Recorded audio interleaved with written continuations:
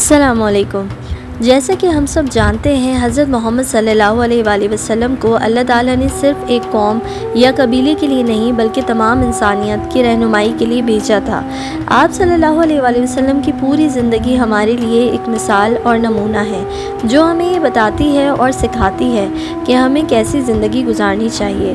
اس لیے آپ صلی اللہ علیہ وآلہ وسلم کی چھوٹی سے چھوٹی بات پر بھی اللہ تعالیٰ نے قرآن کے ذریعے تنبیہ کی۔ آج آپ کو اسی سے ریلیٹڈ ایک واقعہ سناتے ہیں جس کا ذکر قرآن مجید میں بھی موجود ہے۔ حضرت محمد صلی اللہ علیہ وآلہ وسلم کی عادت تھی وہ کعبے کے نزدیک بیٹھا کرتے اور لوگوں کو قرآن مجید کی آیات میں سے وضاحت کرتے۔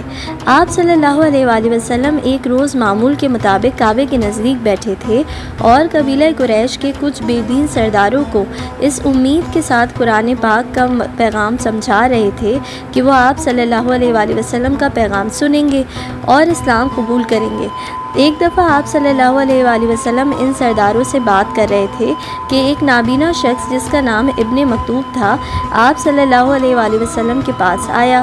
وہ اس بات سے انجان تھا کہ آپ صلی اللہ علیہ وآلہ وسلم وہاں بیٹھے سرداروں سے بات کر رہے ہیں۔ وہ نابینا شخص جیسے ہی آپ صلی اللہ علیہ وآلہ وسلم کے قریب پہنچا تو اس نے کہا، اے اللہ کے نبی، مجھے وہ علم سکھائیے جو اللہ نے آپ صلی اللہ علیہ وآلہ وسلم کو سکھایا ہے۔ حضرت محمد صلی اللہ علیہ وآلہ وسلم اس طرح بات کاٹنے کی وجہ سے اس پر غصہ ہوئے اور اس کے ساتھ سختی سے بات کی، لیکن اللہ کو حضور اکرم صلی اللہ علیہ وآلہ وسلم کا اس نابینا شخص کے ساتھ یوں پیش آنے کا طریقہ پسند نہیں آیا جو آپ صلی اللہ علیہ وآلہ وسلم کے پاس رہنمائی حاصل کرنے کے لیے آیا۔ اس وقت آپ صلی اللہ علیہ وآلہ وسلم پر قرآن کی یہ آیت نازل ہوئی جو کہ سورہ عبس میں آیت نمبر 1 سے 12 ہے۔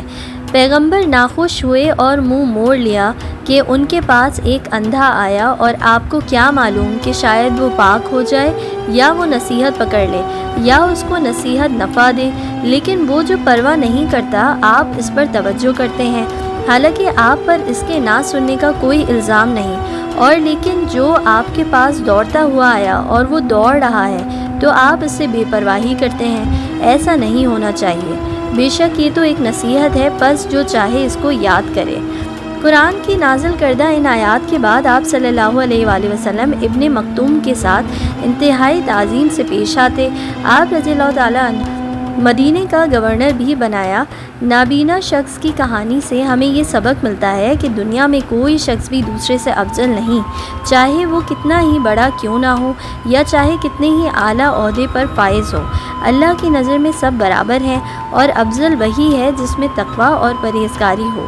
ایک شخص دوسرے کی نظر میں اس لیے برتر ہے جب اس کا رتبہ اللہ کی نظر میں بلند تر ہو۔